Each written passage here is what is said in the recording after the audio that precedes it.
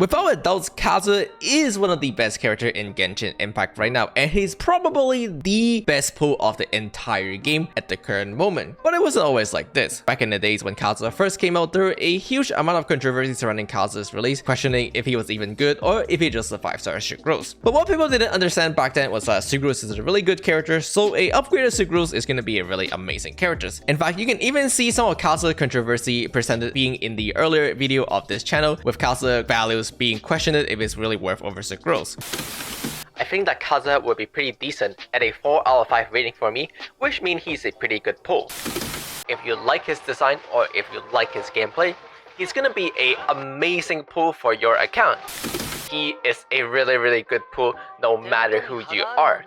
Anyway, despite being the highest rated character ever since pre-release to his first impression and post-release, KAZUHA definitely did get a lot stronger over time to the point where he's even more valuable now. But to be honest, back in the day, KAZUHA was a little bit ahead of his time and he wasn't as good. Well, he's ahead of his time because he came out before Inazuma came out, and because he's an Inazuma character, he was like actually ahead of his time. You know, you guys get it. But today, that's what we're going to cover. How did KAZUHA evolve slowly into the best character in the game? As always, before we start, if you're enjoying the video, don't forget to subscribe, and let's get started into KAZUHA's backstory. KAZUHA was originally released in Genshin Impact in the 1.6 patch in the Golden Apple arc. Golden Apple was an event island that you can no longer access. However, KAZUHA did came along with the patch even though he was an Inazuma character. Keep in mind that at the time, Inazuma was yet to release in Genshin Impact, while Inazuma was released in the 2.0 patch. The biggest difference maker that this make is that back in the 1.0 era day, we were mostly facing Hilichurls and Fatu as enemy. And this literally means that Venti was the king of the game back then, as literally almost any enemy were suckable and the entire abyss was dominated by Venti. Venti Impact was commonly how Genshin Impact was referred to, since if you owned Venti, he would completely dominate the game and he would demolish every single content. In fact, back in the days, even floor 11 abyss chamber were considered difficult, especially with a certain floor 11 trove that lasted for a long time. That chamber in specifically was so difficult to the point where either you owned Venti and you cakewalked that chamber, or you didn't own Venti and you would struggle through it to the point where a lot of people would just call it impossible to beat. When we compare Venti in its prime glory day versus KAZUHA back in the days, while KAZUHA was certainly already a good character,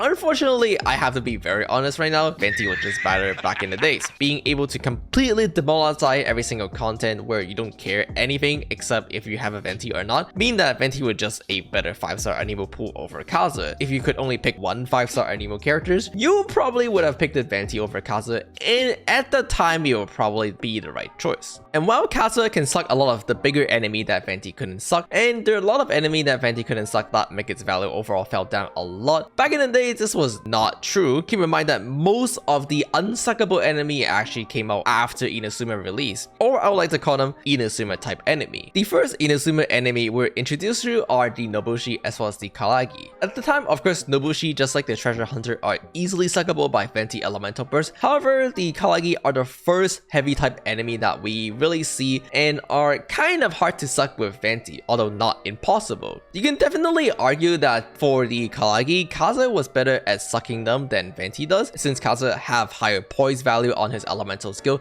as well as higher instantaneous suck radius force. However, to be honest, at the time Venti was still usable, he could still suck the enemy in, so the difference wasn't that big. Especially since as soon as they find out players were complaining that Venti couldn't really suck the enemy in efficiently, they instantly nerfed the enemy, make it so that Venti can easily suck the enemy in once again. The Abyss Lecter and Hero were then later introduced to Genshin Impact. However, these enemies, just like the Karagi, are also suckable by Venti. Morgana still work very efficiently against these enemies, and so while KAZUHA could be argued to be better, the strength of KAZUHA over Venti was not really apparent at the time. It wasn't really until the Rift Wolf Hound came out that it was more apparent that Venti was falling off, as these were the first enemy where Venti had huge trouble sucking, but KAZUHA did get a good time against them, as KAZUHA can easily pull them once again thanks to its high poise as well as high instantaneous suckable force. However, everything changed when the Maku Genki attacked. Maku Genki was one of the first boss type enemy to be introduced to the Genshin Impact Abyss environment, and before this, boss enemy in Abyss was a laughable concept. Putting in Maku Genki made me realize that MiHoYo can put in bosses in the Abyss, and unfortunately Venti just didn't work against bosses at all, as they are heavy enemy and therefore you completely cannot suck them in. And at this point is where KAZUHA start to overtake Venti, as even though KAZUHA also cannot suck the enemy in any way, KAZUHA can provide something else as well, which is damage bonus. And when we're talking about fighting bosses, damage is the only thing you care. You don't care about utility at all because they don't work at all. All you really care is how much damage can you output in a certain amount of time. Can you get their HP bar down to 0 fast enough? And therefore KAZUHA damage bonus was perfect job for this scenario, on top of the fact that he can also apply VV, but also can Venti. As time slowly move on, we get even more unsuckable enemy or bosses in the Abyss that just favor KAZUHA a lot more. And going from the top of the list, I'm talking about things like they dare to put Thunder Manifestation in the Abyss, or some of the Hypostasis, but previously this was a daring concept that miHoYo could never dare to do. The Spectres, these are the definition of unsuckable enemy that are just the most annoying enemy in the game, and once again Venti was not so great against them. Keep moving on the list, we see even more examples such as all the rune enemy that were introduced, namely especially the PMA enemy or even the Rune Serpent that are straight up boss type enemy where KAZUHA would perform much better. And the Falling Mushroom.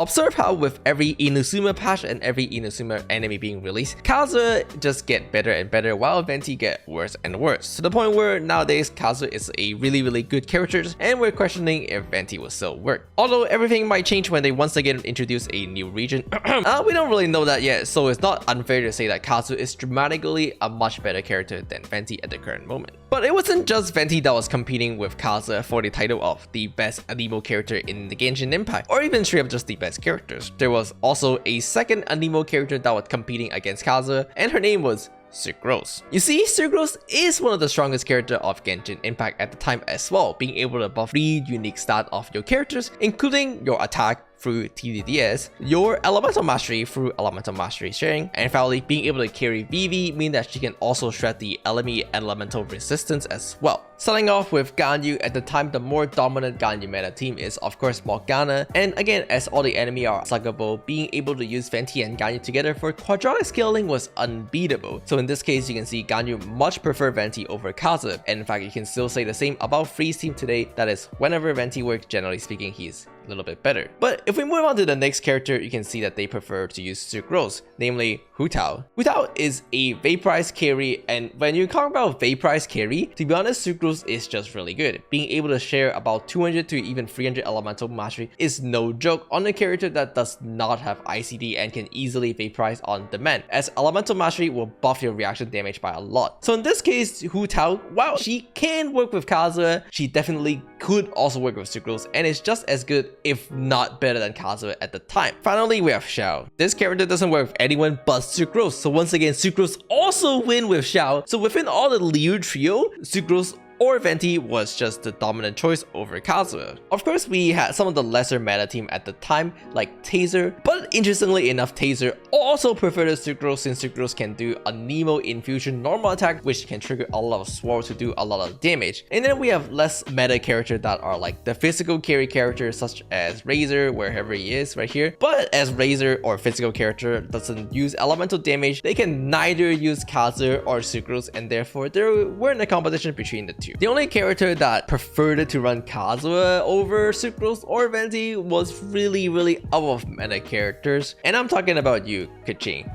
or the loot. Taking a look at the Genshin Impact character list, you'll realize that all the characters that strictly prefer KAZUHA over Sucrose or Venti were all released after Inazuma. What do you know? I'm looking at characters like Yoimiya who have ICD issues and therefore doesn't use Sucrose as well, and are much better to re-ran as a hyper carry and therefore prefer KAZUHA. Yelan, our latest released characters in Genshin Impact, prefer to run double Hydra of Xingqius, and once again KAZUHA is better there over Sucrose. Yamiko, Electro characters prefer KAZUHA. Raiden Shogun, Electro hyper carry, prefer KAZUHA. Kokomi, Hydro characters prefer KAZUHA. Ayato, who prefer KAZUHA in his hyper carry team but actually prefers to run Sucrose in his Vaporize team. So a tie here, I guess. And then of course the crowd character Ayaka, who while can still be run with Venti, I think most people also prefer to run Ayaka of KAZUHA just to do a super huge burst damage. Once again, you can quickly see that all of these characters that strictly prefer KAZUHA over Sucrose are actually Inazuma characters. And once again, the recurring theme of this video was KAZUHA was ahead of its time and got a lot better over time. Double Swirl is a unique technique available to KAZUHA but also Swirl, where you swirl 2 elements at the same time, so you will double proc his A4 passive and get twice as much value, maybe even more. It involves some complex setup depending on the team you're playing. You have to apply element in a very specific order in order for this to work, and I'll be very honest, 80% of the Genshin Impact player does not currently utilize this technique that allow KAZUHA to truly shine. Although keep in mind that post KAZUHA release, we also discovered that Swirl can utilize the same techniques known as double swirling to also swirl 2 elements at the same time, sometimes even exclusive to only Swirl and doesn't work on KAZUHA, as Swirl have some unique properties such as global swirl that allow her to double swirl over KAZUHA. For example, one of these examples are in Ayato Vaporize team, where KAZUHA failed to double swirl since the application is just too strong, and Swirl can actually do it through the method of swirling Xiangling's Goba, and it's why I previously mentioned Swirl is better for Ayato Vaporize team than KAZUHA